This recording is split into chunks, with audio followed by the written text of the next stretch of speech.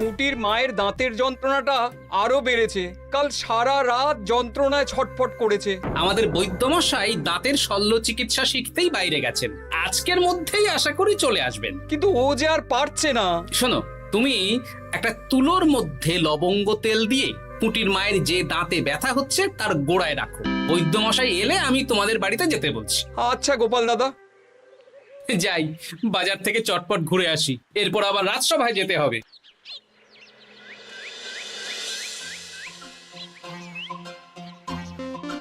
উফ, কি গরম রে বাবা, ছাতা নিয়ে বেরোলে ভালো হতো। এই তো সামনে আখের রস বিক্রি হচ্ছে, একটু আখের রস খাই, শরীরটা বেশ চাঙ্গা লাগবে। ভাই, আখের রস কত করে দিচ্ছ? 1 ভাঁড় 10 আনা গোপাল দাদা। দাও দেখি 1 ভাঁড়। আরে, এই যন্ত্রটা কিন্তু দারুণ। ওই আমাদের রাজ্যের বিজ্ঞানী মশাইয়ের অবদান।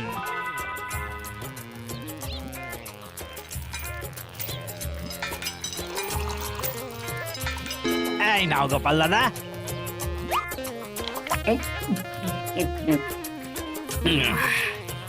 আহ, শান্তি। এই নাও ভাই, তোমার 10 আনা।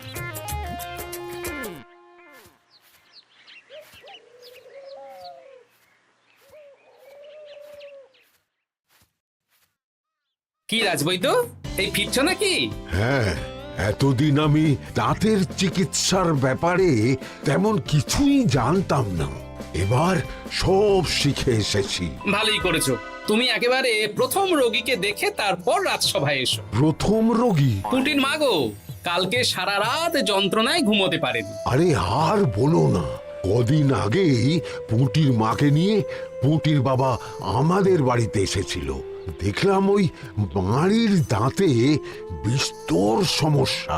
সেই জন্যে দাঁতের শল্য চিকিৎসা শিখতে চলে গেলে? ঠিক তাই, আমি ব্যথা কমার পথ্য দিয়ে এসেছিলাম। দেখি এবার দাঁতটা তুলেই দিতে হবে। তাহলে তুমিও পুঁটিদের বাড়িতে যাও, আমি বাড়িতে থলে রেখে আসছি। আজ না হয় দুজনে একটু দেরি করেই রাজসভায় যাব। বেশ বেশ।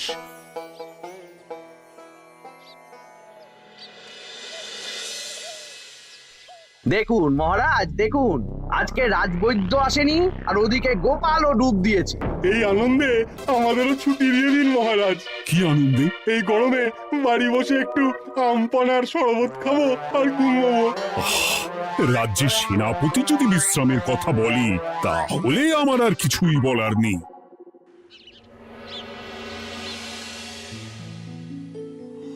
এই তো দাঁতটা পুরো পোকায় খেয়ে নিয়েছিল। এখন দুদিন কোনো কথা বলা যাবে না, শুধু জল বা তরল জাতীয় খাবার খাবে।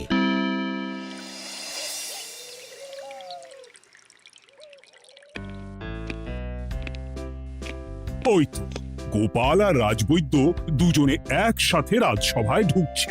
রাজবৈদ্য মশাই ওনার জীবনের প্রথম শল্য চিকিৎসা করছিলেন, তাই আমিও দেখছিলাম। তা কি রাজবৈদ্য, সফল হয়েছ? হ্যাঁ মহারাজ, পুঁটির মায়ের একটা মাড়ির দাঁত পোকায় খেয়ে নিয়েছিল, সেটাই তুলে দিলাম।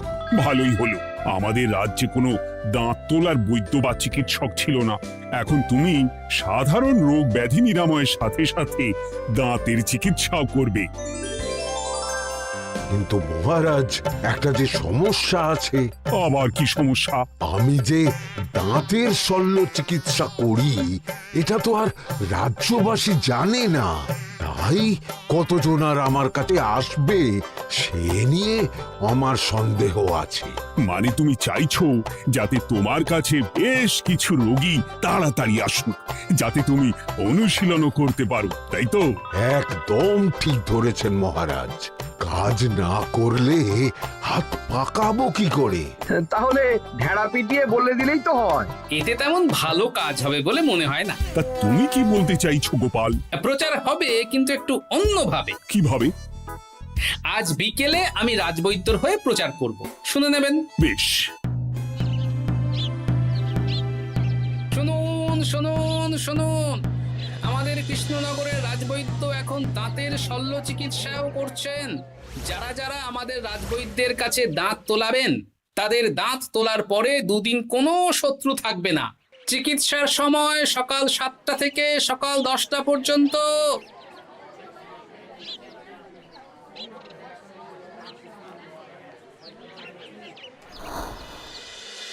এসব তুমি কি উল্টো পাল্টা কথা বলছো গোপাল? উল্টো পাল্টা না, আপনি দেখুন না আপনার বাড়িতে লোকজন আসে কিনা। আর কেউ যদি জিজ্ঞাসা করে যে এই রকম প্রচারের কারণটা কি, তাহলে বলবেন রাজসভায় আমার সাথে কথা বলতে আমি বুঝিয়ে দেব। বেশ।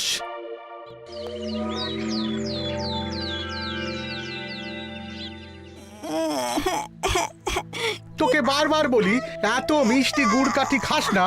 কি করব বাবা, কি ব্যথা।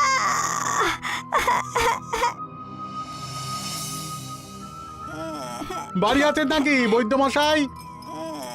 হ্যাঁ, আছি আছি। এই আমার ছেলেটার না দাঁতে খুব ব্যথা দুদিন ধরে। দেখছি। তা আপনাকে তো এই রাজ্যে আগে দেখিনি। আমি পাশের রাজ্য থেকে আসছি।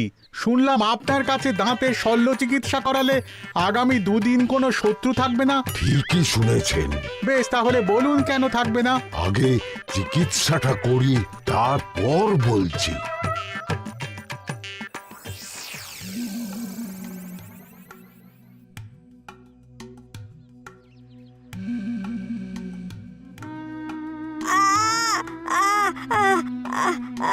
আর চিন্তা নেই, এখন দুদিন কোনো কথা বলা যাবে না। এবার তো বলুন আমার ছেলের আগামী দুদিন কোনো শত্রু থাকবে না কেন? আজকে রাজসভায় চলে আসুন, ওখানে গোপাল এই প্রশ্নের উত্তরটা দিয়ে দেবেন। তা বৈদ্য, তোমার কাছে আজকে কেউ এসেছে? সকাল সকাল দাঁত তুলে এলাম মহারাজ। বাবা, একদিনের প্রচারই এই ব্যাপার? মহারাজ, মহারাজ, বাইরে কয়েকজন অপেক্ষা করছে, তারা গোপাল দাদার থেকে কিছু জানতে চায়। তাদের ভিতরে আসতে বলো।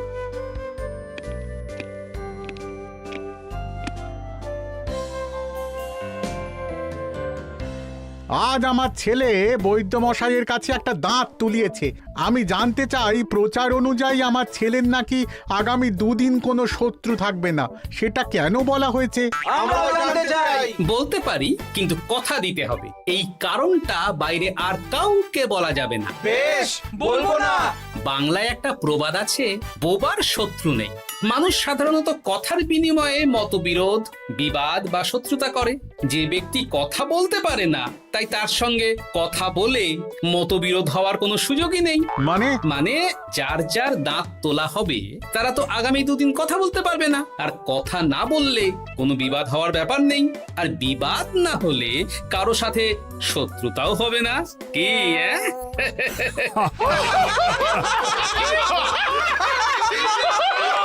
এই জন্যই তুমি হাসির রাজা গোপাল ভাঁড়। কে তোমার কথা শুনতে যাবে? একদিন না হয় প্রচারের চমকে এলো, এরপর কিভাবে আসবে শুনি? এরপর রাজবৈদ্যের সুনামেই লোকজন ছুটে ছুটে আসবে। বাহ বাহ বাহ, তোমার কত জ্ঞান! মহারাজ, এই কথা শুনে আমার মাথাতেও একটা বুদ্ধি এলো। অল্প পুঁজিতে শুধু প্রচারের জোরে এত রোজগার করব না, গোপাল হাঁ করে দেখবে। নিশ্চয়ই কোনো লোক ঠকানোর কথা ভাবছেন। মোটেই না। আচ্ছা, আগামী 3 দিন ব্যাপী মেলা হবে, সেখানেই তোমরা দুজনে তাহলে ব্যবসা করো। বেশ, করব। যে সবচেয়ে বেশি রোজগার করবে তাকে আমি 50 মোহর পুরস্কার দেব। রাজি। মেলার শেষে আমার প্রশংসায় পঞ্চমুখ হবেন সবাই, দেখে নেবেন।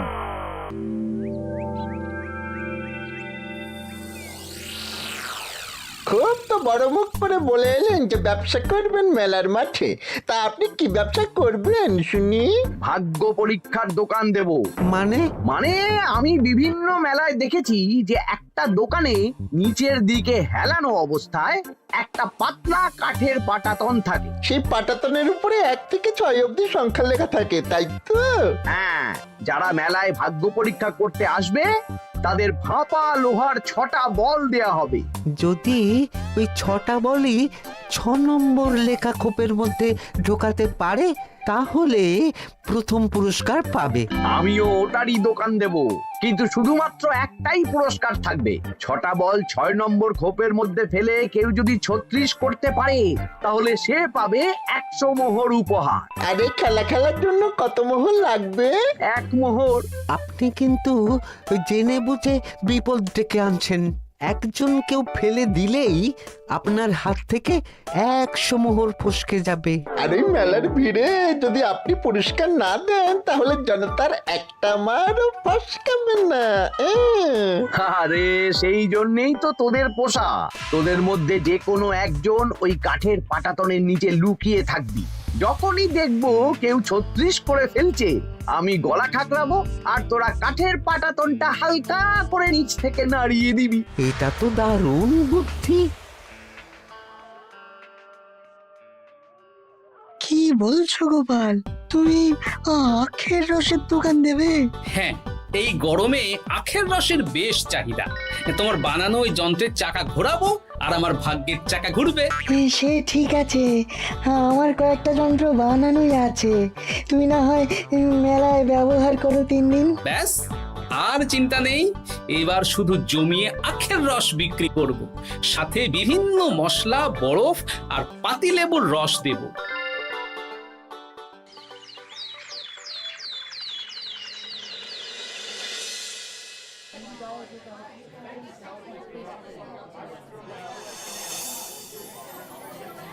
এই দোকানের পানীয় খেয়ে মন হবে বশ। গোপাল ভাঁড় নিয়ে এসেছে ঠান্ডা আখের রস। আরে গোপাল দাদা, তুমি আখের রস বিক্রি করছো? ঠান্ডা আখের রস কত করে গো গোপাল দাদা? 1 ভাঁড় মাত্র 10 আনা। 6 ভাঁড় দাও। এক্ষুনি দিচ্ছি। আসুন আসুন আসুন, সবাই আসুন। আসুন আসুন আসুন, এদিকে আসুন, এদিকে আসুন, ভাগ্য পরীক্ষা করুন। 1 মোহরে 100 মোহর।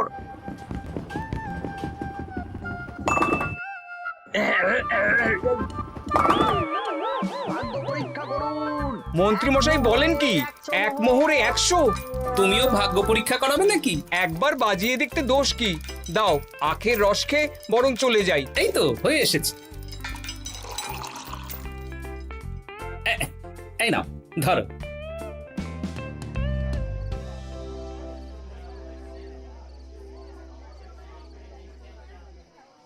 কি মন্ত্রী, ব্যবসা কেমন চলছে?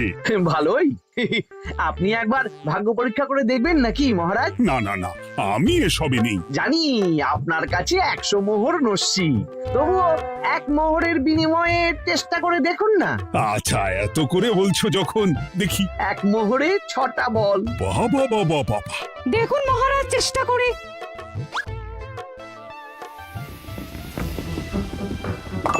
এই তো একটা 6 পড়েছে, আবার চেষ্টা করুন। জয় মা জয় মা। আবার 6। সাবাস। দেখুন হয়ে যেতে পারে, আর তো মাত্র 4টে বাকি। দেখি তৃতীয়টা। আরে পাস, আবার 6। নিন খেলুন। এই যা, হলো না। আরেকবার প্রথম থেকে চেষ্টা করবেন নাকি মহারাজ?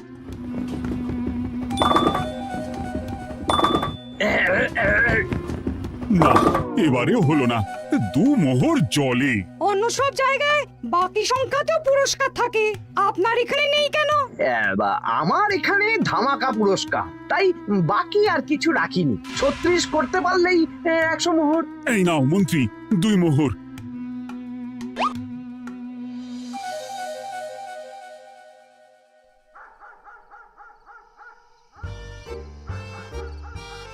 কি মন্ত্রী মশাই, আর তো মেলায় লোকজন নেই, বাড়ি যাবেন না? তুমি যাও না, আমি একটু পরে যাব। বেশ, আমি এগোলাম। গোপাল আর মন্ত্রী, তোমাদের কার কেমন রোজগার হয়েছে একদিনে? মহারাজ, কালকে আমার 7 মোহর 20 আনা রোজগার হয়েছে। আমার 70 মোহর, কিন্তু খরচ কিছুই হয়নি, কারণ কেউ 36 করতে পারেনি মহারাজ। বাহ বাহ বাহ। আমি তো বলেছিলাম আমি যখন ব্যবসা করব গোপাল আমার ধারে কাছে দাঁড়াতে পারবে না। বেশ, এখনো তো আজ আর কাল 2 দিন মেলার বাকি আছে। দুদিনেও আমার 2 কানা করিও খরচ হবে না, শুধুই রোজগার। গোপাল যতই প্রচার করুক আর যতই ভালো আখের রস বানাক না কেন, আমার ব্যবসাকে টপকাতে পারবে না। ঠিক আছে, আজকে আমি একবার ভাগ্য পরীক্ষা করে দেখবো। আমার দোকানে সুস্বাগতম। নাও সেনাপতি, চেষ্টা করে দেখো। দিন বল। আমিও সেনাপতির খেল দেখতে এলাম। প্রথম বল, এই যে গড়িয়ে গড়িয়ে গড়িয়ে 6 নম্বর, সাব্বাস সেনাপতি। আবার 6, তৃতীয়, চতুর্থ, পঞ্চম। আরেকটা ফেলতে হবে। নাও সেনাপতি, ষষ্ঠ বল, এই যা, হলো না। এটা কি হলো? আবার চেষ্টা করো তো সেনাপতি। হ্যাঁ, 3টে হয়ে গেছে, এবার 4 নম্বর। এই যা, 4 নম্বরে চলে গেল। ধুর চাই। ব্যাপারটা কি? মন্ত্রী মশাই গলা খুসখুস করার পরের বলটাই পরপর 2 বার অন্য ঘরে পড়ল। নিশ্চয়ই কোনো রহস্য আছে। না, আজকে রাতে ব্যাপারটা দেখতে হবে। চলুন মন্ত্রী মশাই, পুরো মাঠ ফাঁকা, একা একা মশা মারবে নাকি? আমি পরে যাব, তুমি যাও তো। বেশ। ব্যাপারটা কি? আমাকে তো নজর রাখতে হচ্ছে। না, একটা গাছের পিছনে লুকিয়ে পড়ি, মন্ত্রী মশাই গেলে ওনার পিছু নেব। দেখুন মন্ত্রীমশাই, পরপর 2 দিন আমি পাটাতনের নিচে ছিলাম। আগামীকাল ঘরটাকে থাকতে বলুন। বেশ, তাই হবে। আর অত জোরে গলা ঠাঁকড়াবেন না, কেউ যদি সন্দেহ করে ব্যাপারটা বুঝে যায় মুশকিল হয়ে যাবে। আরে কেউ বুঝবে না, অনেক রাত হলো, চল চল চল চল চল। আচ্ছা, এই ব্যাপার। তাই ভাবি 2 দিন ধরে একটাও কেউ পারলো না কেন? কাল আমিও মজা দেখাবো।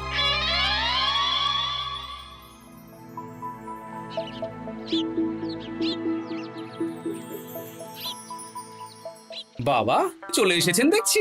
এত চাহিদা না আমার এই ভাগ্য পরীক্ষার, তাই আগে আগে চলে এসেছি। মন্ত্রীমশাই, আপনাকে মহারাজ এক্ষুনি ডাকছেন। এখন কেন? সে তো জানি না, চলুন।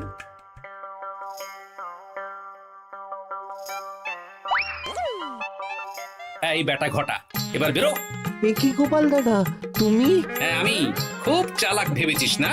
মন্ত্রী মশাইয়ের খেলা আজকে শেষ। প্রহরী, একে ধরে নিয়ে যাও।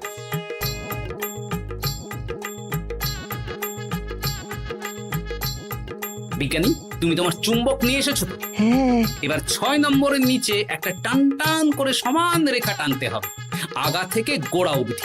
তুমি তো সব সকালে বুঝিয়েই দিয়েছো, দাঁড়াও দাগটা টেনে নি। একদম 6 নম্বর খোপ অবধি যাচ্ছে, সেই অনুযায়ী টান টান করে দাগ টানো। টানছি, তুমি বাইরে নজর রাখো। নজর রাখছি। কাজ হয়ে গেছে, তুমি একবার অনুশীলন করে দেখে নাও। হ্যাঁ দেখছি। শুরু করো। শুরু করছি।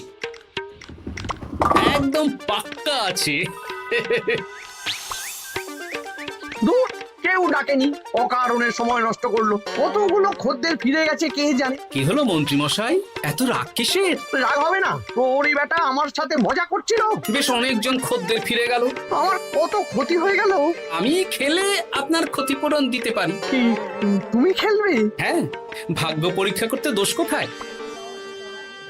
ওই তো বেশ কয়েকজন সভাসদেরা আসছেন, সবার সামনেই খেলবো। তাহলে শুরু করি। হ্যাঁ, শুরু করো। এই বল যা, 6 নম্বরে যা। আরে বাস, গোপালের ফেলাফল তো গড়ালো না, সোজা 6 নম্বরে চলে গেল। এই দেখুন, আবার যাবে। বলকে আমি বলবো, বল কথা শুনবে। এই বল যা তো, 6 নম্বরে যা। আবার 6, আবার 6। আবার 6। কি, এটা কি হচ্ছে? যা বল, এটাও 6 নম্বরে যা। আবার 6, 100 মোহর। হ্যাঁ, এটা কি করে হলো? দিন মন্ত্রী মশাই, 100 মোহর দিন। ইয়ে, না মানে মন্ত্রী দাও বলছি। আমি আবার খেলবো। ছয়। আবার 6। আবার 100 মোহর। আর নেই। এই ঘটা, আর কি করছিসটা কি? ঘটা নেই মন্ত্রীমশাই, আমি আছি। আর আছে আমার চুম্বক। মানে মানে তোমার কারসাজি ধরা পড়ে গেছে মন্ত্রী। গোপাল আমাদের সব বলেছে। আপনি যেমন ছলনা করে ভাগ্য পরীক্ষার ব্যবসা করছিলেন, তেমনি গোপালও ছলনা করে আপনার ব্যবসা উল্টে দিল। তাহলে শেষমেশ কে জিতলো? হাসির রাজা, জ্ঞানীর রাজা, রসিক রাজা গোপাল ভাঁড়। লোকের ভাগ্য পরীক্ষা করছিলাম আর আমারই দুর্ভাগ্য নেমে এলো। হাসির রাজা, জ্ঞানের রাজা, রসিক রাজা গোপাল ভাঁড়।